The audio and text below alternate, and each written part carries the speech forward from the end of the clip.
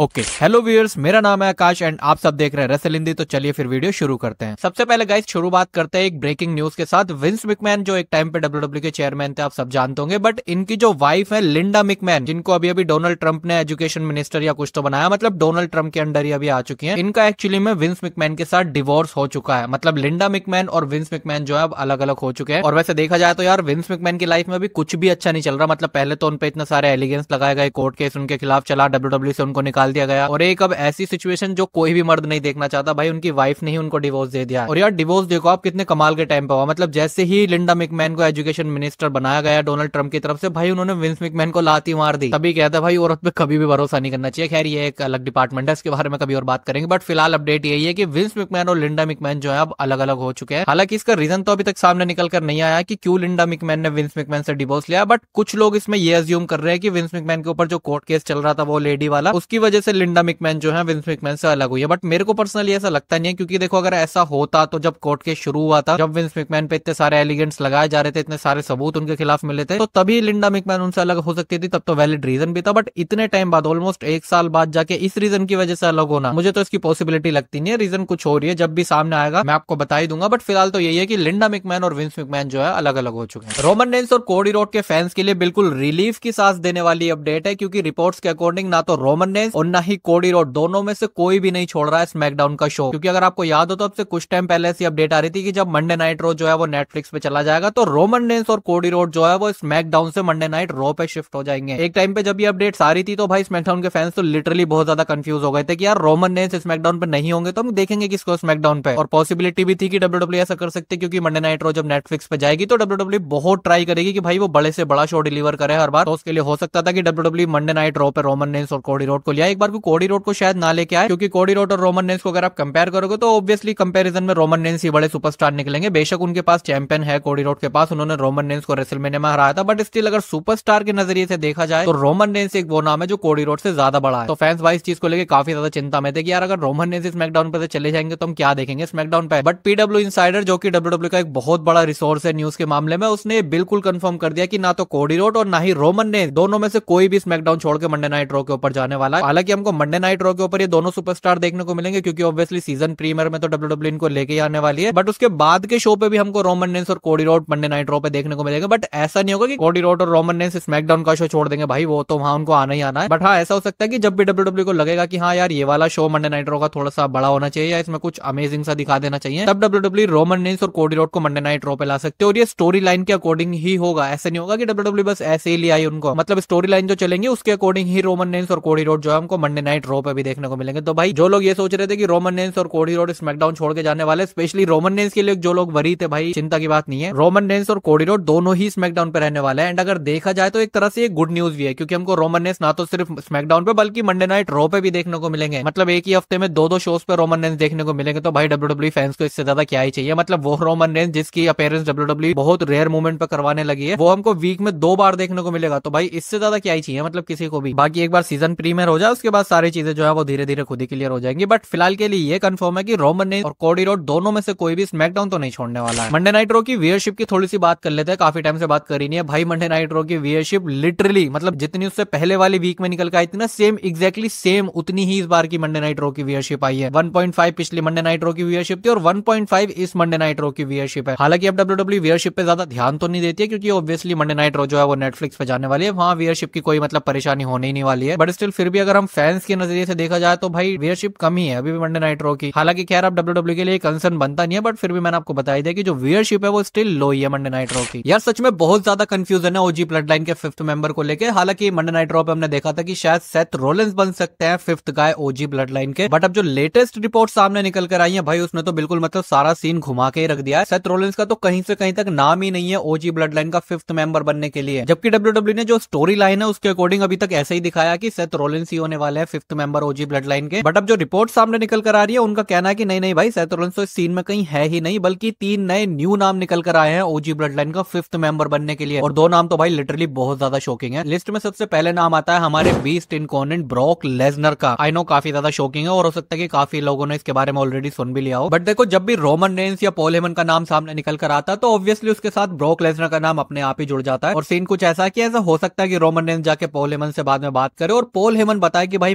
Paul Heyman बताया कि भाई मेरे पास ऑलरेडी फिफ्थ बंदा है और वो सीधा सर्वाइवर सीरीज में ब्रॉक लेसनर के साथ आए। ऐसा मैं नहीं कह रहा हूँ, ऐसे रिपोर्ट्स के अकॉर्डिंग है सब कुछ। मतलब ऐसा हो सकता है कि सेथ रोलिंस तो बने ही ना फिफ्थ मेंबर और ओजी ब्लड लाइन को कोई फिफ्थ मेंबर मिले ही नहीं सर्वाइवर सीरीज तक, बट फिर लास्ट मोमेंट पे बिल्कुल पॉल हेमन ब्रॉक लेसनर के साथ आए और ब्रॉक लेसनर बने फिफ्थ मेंबर ओजी ब्लड लाइन के। हालांकि देखो सच बताऊं, इसकी पॉसिबिलिटी मुझे तो थोड़ी सी कमी लग रही है, क्योंकि ब्रॉक लेसनर काफी टाइम से डब्ल्यूडब्ल्यूई से बाहर है और वो अपना अगर डब्ल्यूडब्ल्यूई के अंदर रिटर्न करेंगे तो आई एम श्योर कि डब्ल्यूडब्ल्यूई उनका इंडिविजुअली रिटर्न बनवाएगी। कोई ऐसा टीम वीम में तो उनको शायद नहीं डालेगी डब्ल्यूडब्ल्यूई, तो मेरे को इसकी उम्मीद थोड़ी सी कम लग रही है। बट रिपोर्ट्स है तो शायद ऐसा हो भी सकता है। मैं ऐसा नहीं कह रहा हूँ कि ये हो सकता है या नहीं हो सकता है, रिपोर्ट्स है इसीलिए बस मैंने आपको बताइए कि ऐसा हो भी सकता है सर्वाइवर सीरीज में। बाकी जो भी होगा हमको सर्वाइवर सीरीज में पता चली जाएगा। फिलहाल हम लिस्ट के सेकंड नंबर की बात कर लेते हैं और वो है हमारे ब्रॉन स्ट्रोमन का। ब्रॉन स्ट्रोमन का देखो मेरे ख्याल से यहाँ पे सेंस बनाता है, क्योंकि सामने वाली टीम में ब्रॉन्सन रीड है और ब्रॉन्सन रीड ने ही ब्रॉन स्ट्रोमन को इंजर्ड करके डब्ल्यूडब्ल्यूई से बाहर भेजा था। तो हो सकता है ब्रॉन्सन रीड से अपना बदला लेने के लिए ब्रॉन स्ट्रोमन जो है वो ओजी ब्लड लाइन को ज्वाइन कर ले। बाकी अगेन जो भी होगा हमको सर्वाइवर सीरीज में पता चलेगा। बट जो लिस्ट में सबसे टॉप पे नाम है और जो सबसे शॉकिंग नाम है, जिसकी उम्मीद सच में मुझे तो बिल्कुल भी 1% भी नहीं लग रही है, बट रिपोर्ट्स के अकॉर्डिंग सबसे ज्यादा पॉसिबिलिटी इसी बंदे की है ओजी ब्लड लाइन का फिफ्थ मेंबर बनने के लिए। और ये बंदा और कोई नहीं बल्कि best in the world CM Punk है। सीएम पंक देखो अभी भी सर्वाइवर सीरीज के लिए शेड्यूल है, बट सीएम पंक की कोई फ्यूड नहीं है। मतलब ना तो सीएम पंक के लिए कोई अपोनेंट है, ना ही डब्ल्यूडब्ल्यूई उनका कोई मैच करवाने वाली है सर्वाइवर सीरीज में, ना ही डब्ल्यूडब्ल्यूई ने अभी तक सीएम पंक को लेकर कुछ भी ऑफिशियल किया है। बट स्टिल रिपोर्ट्स के अकॉर्डिंग अभी भी सीएम पंक सर्वाइवर सीरीज के लिए शेड्यूल है। मतलब सीएम पंक सर्वाइवर सीरीज में होने वाले हैं। तो हो सकता है कि डब्ल्यूडब्ल्यूई ऐसे ही सीएम पंक को लिया है, मतलब फिफ्थ मेंबर के तौर पर। हो सकता है कि पॉल हेमन सीएम पंक के पास जाए बात करने, और सीएम पंक और पॉल हेमन की कितनी गहरी दोस्ती या फ्यूड जो भी कहनी है पहले रही है डब्ल्यूडब्ल्यूई के अंदर, हम सबको पता है। और बीच में भी एक बार हमने देखी थी जब सीएम पंक ने अपना रिटर्न किया था, उसके बाद स्मैकडाउन पे एक एपिसोड में शायद हमने देखा था पॉल हेमन और सीएम पंक का